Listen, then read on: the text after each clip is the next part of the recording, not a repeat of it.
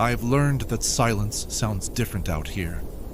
Not empty, not peaceful, just wide.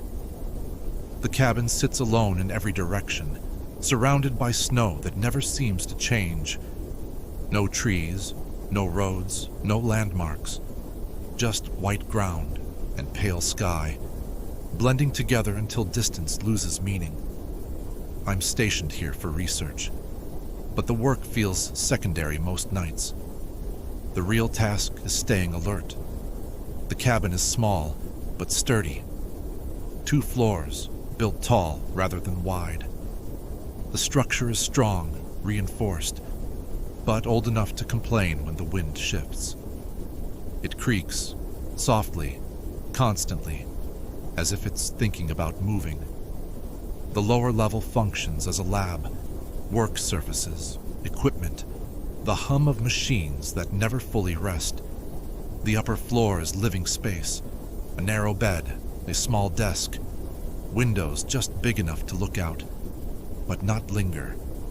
Around the cabin is a circular enclosure, metal posts, thick wire, anchored deep into the frozen ground. It isn't large, just enough space to keep distance, just enough to slow things down. It keeps things out most of the time. During the day, the enclosure feels sufficient. The light reflects off the snow so brightly that it's hard to see movement. Everything looks still, harmless. But at night, the snow changes. Shadows appear where none existed before. Depth returns. Distance becomes uncertain. That's when I stay inside. That's when I listen. The wolves come first. They don't rush.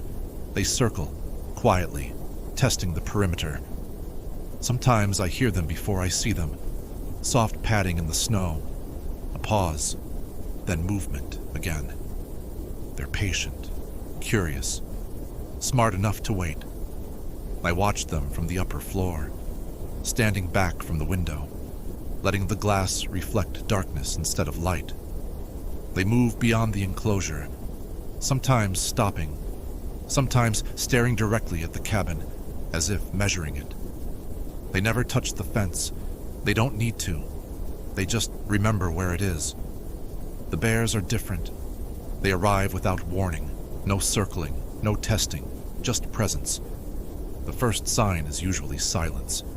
The wolves disappear. The wind seems to stop. Even the cabin feels like it's holding its breath. Then I feel it, before I hear it. Weight, pressure, something heavy moving nearby. Polar bears don't hurry. They don't have to. They approach the enclosure slowly, deliberately, as if already confident in the outcome. I've watched them stand just outside the fence, close enough that I can see their breath, their fur blending into the night, their size impossible to ignore. They test the structure without aggression. A push, a pause, another push. The enclosure holds. It always has. Still, I don't move. I don't turn on lights. I don't step closer to the window. At night, the cabin becomes smaller. Every sound matters. The creak of wood, the shift of metal, the low hum of equipment below. Each noise is something I catalog, something I compare to the sounds outside. Sleep becomes shallow, fragmented, a series of rests rather than rest itself. I lie in bed fully dressed, boots nearby, lamp within reach, listening for anything that doesn't belong. Sometimes the wind shakes the cabin. Sometimes snow slides from the roof. Sometimes the enclosure hums softly under pressure. I learn the difference between normal sounds and new ones. That knowledge keeps me here. The nights are long, long enough to forget what time means, long enough to question how long I've been awake. When morning finally arrives, it does so quietly. No announcement, no relief. Just light, slowly revealing the same snow, the same fence, the same empty distance. The tracks are always there. Wolf prints, circling, Bear marks, deep and heavy, never crossing the boundary. I make notes. I check the enclosure. I inspect the cabin for damage. Then I return inside. Because night will come again, and when it does, I'll be here. Listening, watching, waiting. The cabin has held. The enclosure has held.